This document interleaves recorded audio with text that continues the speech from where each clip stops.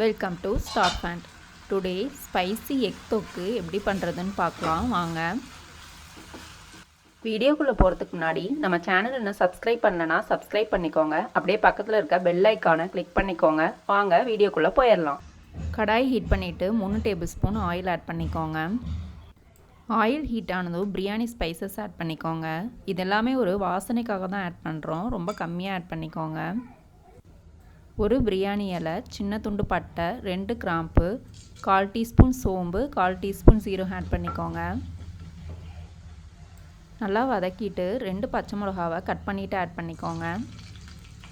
இந்த பச்சை மிளகாய் தொக்குக்கு நல்ல ஒரு ஃப்ளேவரை கொடுக்கும். 2 மீடியம் சைஸ் பெரிய வெங்காயத்தை நல்லா பொடியாக கட் பண்ணிவிட்டு ஆட் பண்ணிக்கோங்க. வெங்காயத்தை 2 மினிட்ஸ்க்கு நல்லா வதக்கிக்கோங்க.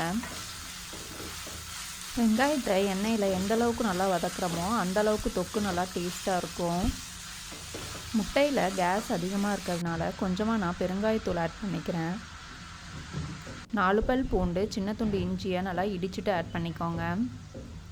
இஞ்சி பூண்டை பேஸ்ட்டாக ஆட் பண்ணுறதை விட இந்த மாதிரி இடிச்சுட்டு ஆட் பண்ணும்போது இன்னும் நல்லா வாசனையாக இருக்கும்.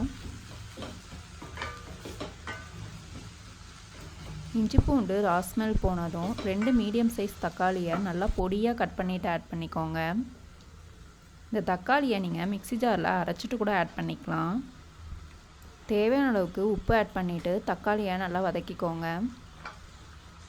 இந்த தொக்கு பார்த்திங்கன்னா ரொம்ப டேஸ்ட்டாக இருக்கும். சப்பாத்திக்கு, ரைஸ்க்கு எல்லாத்துக்குமே உங்களுக்கு நல்லாயிருக்கும்.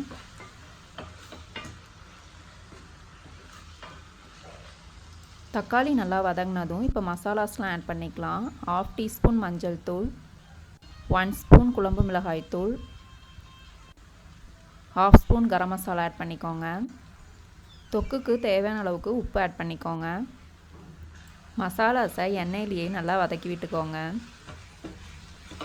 தொக்குக்கு எண்ணெய் கொஞ்சம் எக்ஸ்ட்ராவாக ஆட் பண்ணும்போது இன்னும் டேஸ்ட்டு நல்லாயிருக்கும். இன்னும் 1 ஸ்பூன் கூட நீங்கள் சேர்த்து ஆட் பண்ணிக்கலாம். இப்போ இதில் 1/4 கப் அளவுக்கு தண்ணி ஆட் பண்ணிவிட்டு நல்லா மிக்ஸ் பண்ணிவிட்டு க்ளோஸ் பண்ணி 2 மினிட்ஸ்க்கு நல்லா குக் பண்ணிக்கோங்க.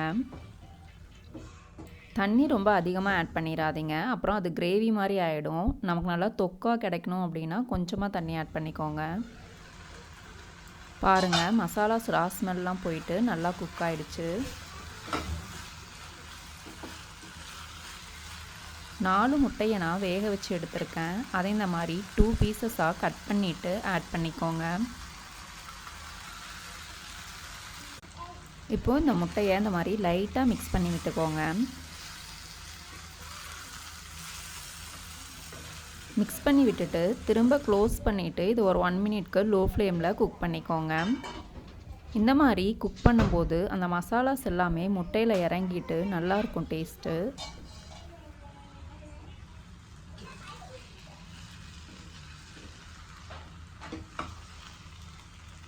பாருங்கள், மசாலாஸோட எக்கு நல்லா மிக்ஸ் ஆகிடுச்சு. இப்போ இதில் 1/2 டீஸ்பூன் பெப்பர் பவுடர் ஆட் பண்ணிக்கோங்க.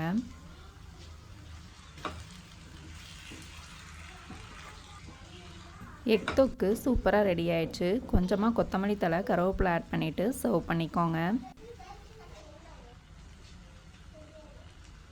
ஸ்பைசி எக் தொக்கு ரெடி. நீங்களும் ட்ரை பண்ணி பார்த்துட்டு கமெண்ட் பண்ணுங்கள். Like and share. Subscribe to Star Fant.